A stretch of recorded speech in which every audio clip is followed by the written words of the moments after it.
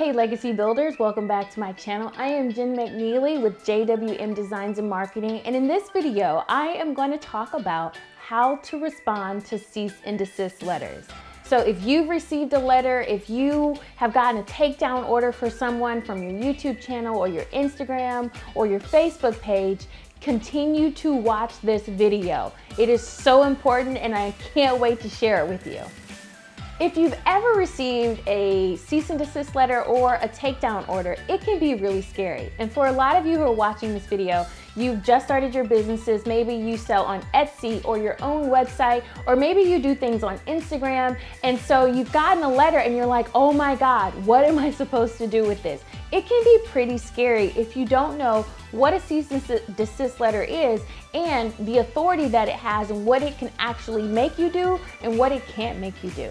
And so in this video, I'm going to go over just a general overview of what a cease and desist letter is, but more importantly, how to respond or how to get your mind going to create a proper response to any cease and desist or takedown letter that you might receive. Now, before I go too far into this lesson, I want to make sure that you like this channel, subscribe, and follow me because I'm going to be putting out a lot more videos that are relevant to business owners, to creatives, to entrepreneurs who are just getting started and who have questions about some of these common issues that come up as a business owner. I also want to make sure that you're aware that I have an IP for Business Blueprint course, and in that course, I go over trademarks, copyrights, service marks, how to get them, how to register them, how to protect yourself from infringement, and defenses that you can raise if someone claims that you've infringed on them. I also have lots of templates and things that's going to help you in your business. And if you're interested in learning more about that, I've linked a video where I've talked about the course as well as a link to how to sign up for the course.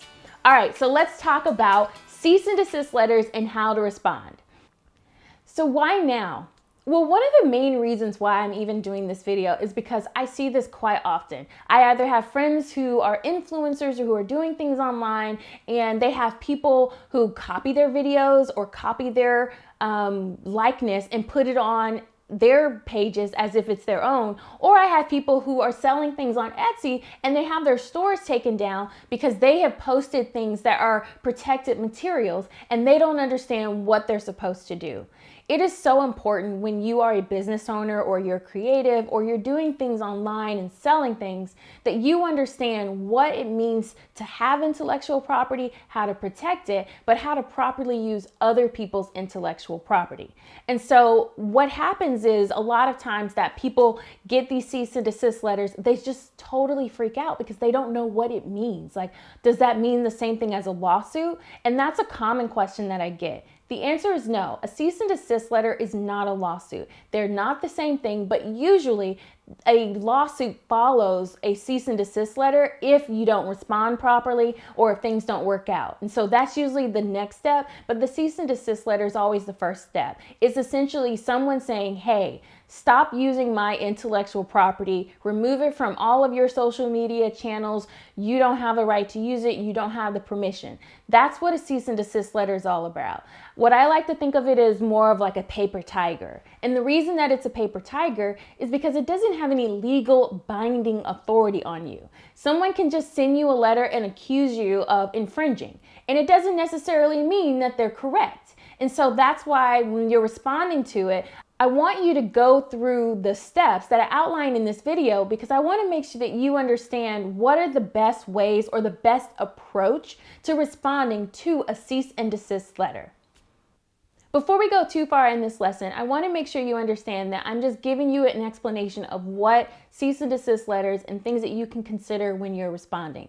I always encourage people to make sure that you contact an attorney in your area so that they can answer more specific questions. But this is just to give you a general overview of what cease and desist letters are and my recommendations if you are thinking about DIYing it and responding to a cease and desist letter. But make sure that you take a look at some of the resources that you have in your local area for attorneys that may be able to help you in your specific situation.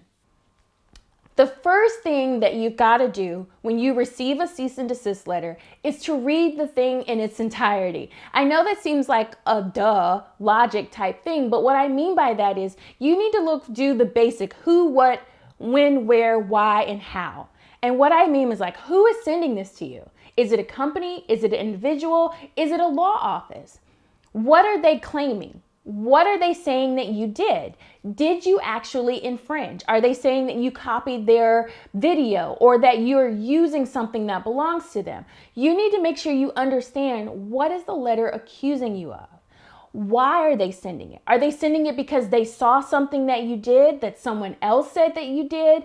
Why are they sending it? Usually that information is in the letter. You also want to know when. When was it sent and when are they expecting a response from you?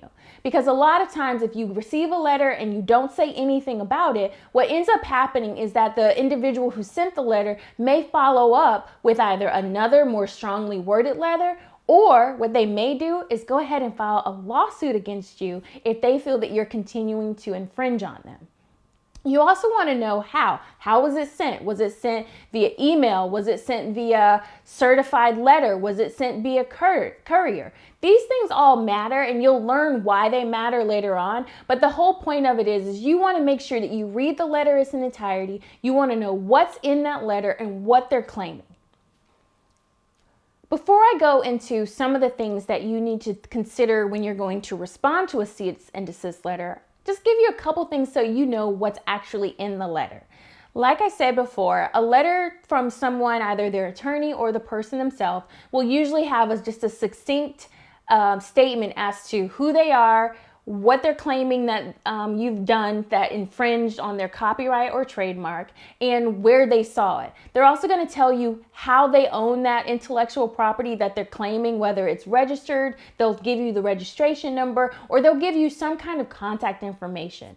They're also going to include in that letter a demand, either telling you to take it down, that you need to destroy all copies, or some other sort of thing that they want you to do, and then they want you to respond, to let them know when you're going to do it, how you're going to do it, and if you're going to comply with everything. They also may ask you to admit that you have infringed. So these are usually some of those components that are the letter in some way or other. But just remember, like I said, there's paper tigers, meaning it's all the accusations, assertions that the individual copyright or trademark owner or their lawyer have made. Doesn't make it true. Just because someone wrote a letter and you received it doesn't mean that what they're saying in it is true. Sometimes it could just be a complete misunderstanding, or they could just be trying to troll you or make you think that, and they're trying to perform some kind of fraud on you. So that's why I say you've got to make sure that you read that letter in its entirety, because if you don't read the letter in its entirety, then you won't know. And that's pretty much first step. Make sure you read that letter in its entirety, because it's going to include all of that information, and it's going to tell you those things that you need to know, because you can't respond to the letter if you don't know what's in the letter, right? Sometimes after you've read the letter in its entirety, you realize that the date in which they want you to respond is really, really tight. And I've seen this happen so often. People will put like 3 days to respond, and they'll have all of these allegations, and you can't properly respond to that quickly. Remember, like I said, cease and desist letters, they are paper tigers. And what I mean by that is that they don't have the authority of law to make you do anything. But I'm not saying that you should ignore it or let the deadline pass without having done anything. So what you can do in response is send what's called a holding letter. And essentially in your holding letter, you're just letting them know that, yes, I acknowledge that I received your letter that stated whatever date that they sent it, and that after some time to be able to do some investigation, I will respond in a more substantive way. This lets the person know that, yes, I received your letter, I take it seriously, but I can't respond in the short amount of time that you've allotted. And you can also let them know, I will be able to respond by XYZ date.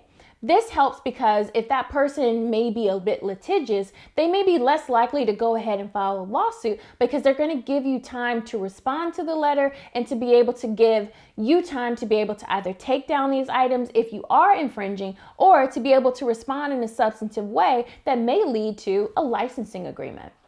Another thing that you may consider doing after you read the letter in its entirety is send a response that simply asks for additional information. While most cease and desist letters have detailed information about who the person is, about the infringement or the infringing activity that they're claiming, and that their ownership rights, some cease and desist letters are not very well crafted, and you're kind of left wondering, what are you saying that I did? And so what you can do is send a response saying, hi, I received the letter, but I'm not able to completely respond to it because it is missing some important information.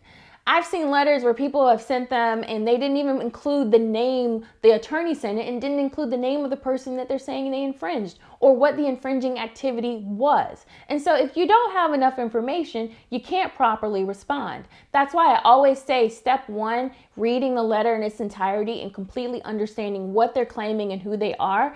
That's going to help you, because if you know that you don't have enough information to even properly respond, you can let them know, hey, you need to send a better letter if you want me to do something. After you've gone through the whole process of reading the cease and desist letter in its entirety and understanding all the things that's being alleged, and you've either sent a holding letter to request additional time, or you've sent a letter requesting additional information, in the interim, you need to investigate whoever it is that's claiming the infringement. You need to know who that individual is, and you need to know whether or not they actually have a valid claim.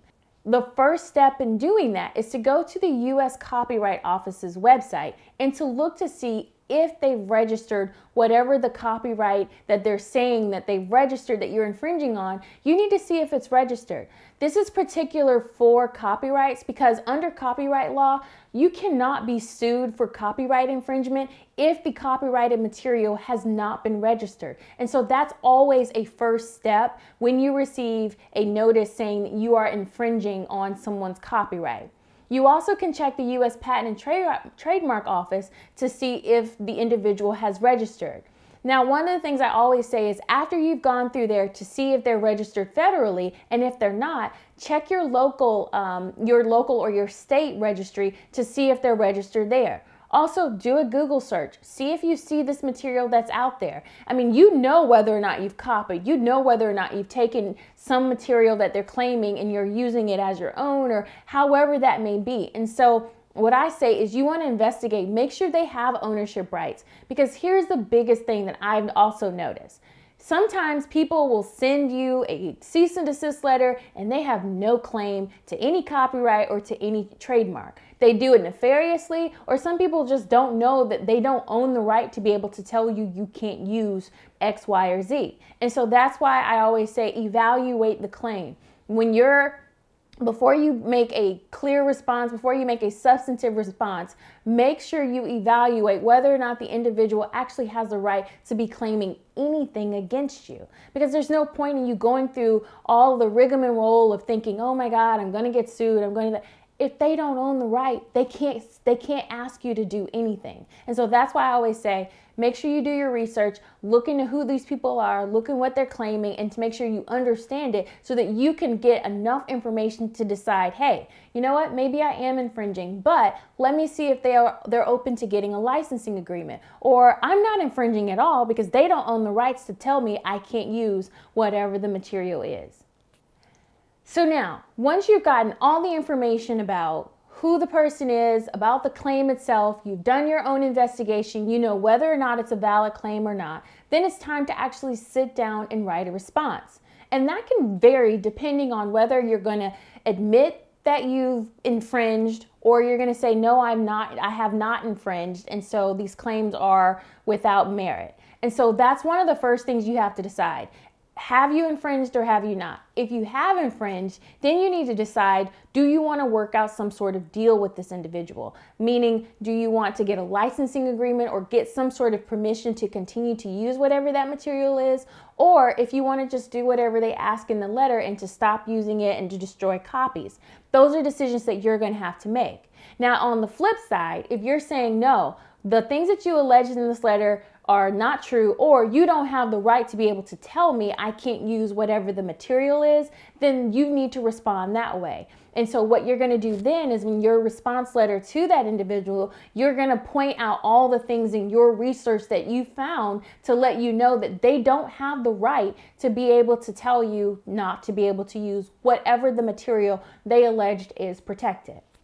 Now let's talk a little bit more about if you are either going to admit that you have infringed, but you want to work out some sort of deal with that individual. There are different things that you can do. You can ask for consent to be able to just continue to use it. You could ask for some sort of licensing agreement or just an assignment of some sort of right. It really depends on what you need and what you're trying to do. Now, a lot of times when it comes to trademarks, people are going to be much more strict about what they allow you to do with their trademark, because under trademark law, you lose. If you allow people to dilute your trademark, then eventually you lose that exclusive right to be able to use that trademark. Whereas copyrights, it's easier for you to be able to get those licensed and have permissions to be able to use it. So it really just depends on the type of the infringement claim that the person is making against you. One other very important part of responding to a cease and desist demand letter is your tone. How are you going to set the tone for your response? Sometimes you may need to be more aggressive, particularly if you're claiming that the person's assertions that you've infringed are completely false and that they have no right to even ask you to stop using whatever that material is. You may be more aggressive in that letter. Whereas if it's a situation where you think that you may have infringed, but you did so unaware that they owned it, you might want to have a more softer tone to see about having some kind of agreement where they can consent to you continuing to use it, or they can allow you to have some sort of licensing agreement. And so tone really matters, because sometimes depending on how you respond will determine whether or not the person who sent you the letter will decide, you know what, I'm just going to sue this person because they've got a nasty attitude. And I mean, you get more flies with honey, right? And so you want to make sure that you set the right tone for how you want the response to go so that you can be prepared should it go one way or another. Another thing that your response letter can do, let's say that you realize, you know what, I have infringed, but you need some time to be able to sell off whatever the product is. In your response letter, you can request, hey, do you mind if I sell off the last of this, and after I've sold it off, then it's done? Because let's say you've already invested hundreds, thousands of dollars in inventory on a particular item that they're claiming that you are now infringing on. You don't want that money to just go down the drain. So your options are either to ask them if you can sell it off without their permission, which I do not recommend, or what you could do is just destroy it yourself. It's really up to you as to how you want to respond to that. But if you want to see if they're willing to either even buy it from you, whatever that material is that has their copyrighted material or trademark material on it, you could see if they're willing to do that. I'm always thinking of cease and desist letters as opportunities to let's make a deal. And so that may be something that you might want to consider depending on what you've used that material for, because you don't want to waste that money, and you also want to get as much as you can back without having to go through the added trouble of destroying these items and then having nothing to show for it, having spent whatever amounts that you've spent. Another thing that you can consider when you are responding to a cease and desist letter is to request a release. And what I mean by that is you can either request a release that once you've done whatever they've asked in that letter, that they released you from all additional liability, subject to you promising not to use that protected material again. Or what they can do is say, hey, look, we can work out some kind of agreement, but I'm going to release you from liability for the things that you have done that have already been an infringement against my company or myself. And so those are things that you can also do. I always encourage people, if you can get a release from liability, get a release from liability, because that gives you the added protection of knowing that they can't come back after you once you guys have settled this and you've all complied with whatever you've agreed to from the cease and desist letter. They won't be able to then say later, you know what, I want to sue now. No, you can't sue because you've already released me from any liability related to this issue. So I definitely encourage you to ask for a release in your response. In formatting your cease and desist letter, I always say less is more. And what I mean by that is don't put any extra information that is unnecessary to resolve whatever the issue is. So usually what I say is in that opening paragraph, introduce who you are, or if it's going to be your attorney, they'll introduce themselves. I would also say that you're an intellectual property owner yourself and that you respect intellectual property rights. And then state your position as your response to whatever was in their cease and desist letter, and include just a general statement about your position in response to what their cease and desist letter said. So either you say that you did not infringe and that you disagree with everything that was in their letter and you're not going to do any of the things that were demanded, or you could say that you did infringe, but that you did so unknowingly and that you will make corrective actions. Or you could also say that you whatever your position is as far as wanting to have some kind of licensing agreement or work out something with that individual. So these are all the things that you would have in that opening paragraph. And so that lets them get a general idea of where this letter is going to go.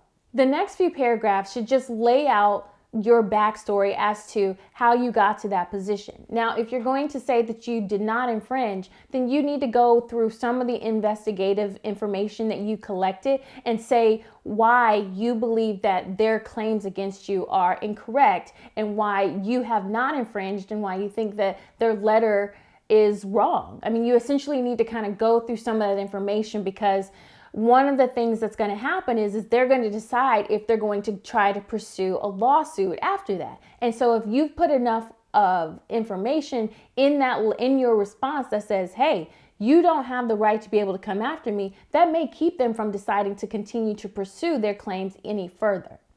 After you've gone over what you collected as far as your information and your investigation, whether you're going to follow what they've asked you to do in the cease and desist letter, or if you're going to go completely against it, then you need to set how you want to resolve this ultimately. Now, if you're not going to, you can resolve it by saying, hey, look, I'm not doing anything that you've asked me to do in this letter. I'm going to keep on keeping on. That's one route to go. However, if you do believe that you have infringed, or you're concerned that there may be some infringing activity that's happened, then at that point, I would say in a paragraph, you want to just explain, here's what I would like to do to resolve this matter, whether it be a licensing agreement, a release agreement, an assignment, or just a consent agreement. Those are different things that you can suggest and see what their response will be. In the final paragraph of your response to a cease and desist letter, you want to make sure that you reserve all of your rights, remedies. You want to reserve any defenses. You want to reserve any of those extra things that you may not have thought about at this point, but could come up later should this progress beyond just a simple cease and desist letter. So you want to reserve your rights to any other remedies, defenses, claims, any things that you could have in the future, because you don't want to leave anything on the table for yourself, and you also want to protect yourself. You also want to make sure that you attach any of the pertinent evidence, your strongest evidence, to the cease and desist letter response. And so what I mean by that is, let's say you've gotten a cease and desist letter for copyright infringement. Well, one of the things that I would do is I would pull up my search results for that particular copyrighted material. And if they haven't registered it, I would attach that and be like, hey, do you even own this? You can't sue anyone without having registered it with the Copyright Office. And so I would attach that there is no search result in the Copyright Office's database for that particular item. You always want to make sure that you put your best foot forward, that you think very clearly about what it is that you put out there, how you respond. You think about the tone, you think about the substance of the information that you put in your response letter. This is why I say it's always a good idea to reach out to an intellectual property attorney to let them help you guide through that process. Now, there are some cease and desist letters that are completely frivolous and they just do things just because they like to bother people. But I still say take every cease and desist letter very seriously, because they could be the start to future litigation that you don't want to have to deal with, and you probably wouldn't have to deal with if you respond properly. I definitely say that it can be a scary proposition to receive it, but it's so important that you think very clearly and very carefully through this. So let's recap. In this video, I talked about cease and desist letters. I gave you a general overview of what they are and what they generally consist of. I also talked about certain things that you should consider when you are responding to a cease and desist letter. Your action steps for this video is to download my cheat sheet for cease and desist letters and how to properly respond. I also encourage you to take a look at my IP for Business Blueprint course because I go way more into depth about cease and desist letters, and I also provide you template responses for cease and desist letters that you may receive, or templates for how to send a cease and desist letter should you find someone infringing on your copyright or your trademark. Hey guys, I hope that you found this video helpful as you navigate the process of being an entrepreneur. I love providing you guys with some information that I think is going to be relevant and helpful to you. Cease and desist letters can be scary, but remember, they're paper tigers, and I'm here to help if you've got any questions. You can make sure you follow me on Facebook, Instagram, or LinkedIn, and my handles to all of those things are included in the description below. Also, be sure to like and subscribe to my channel so that you can get more up-to-date information on content that's relevant to your business, to growing it, and to helping you thrive. I'm so glad to be here. I'm so glad to be a part of this journey with you. We are legacy builders, guys, so let's keep building.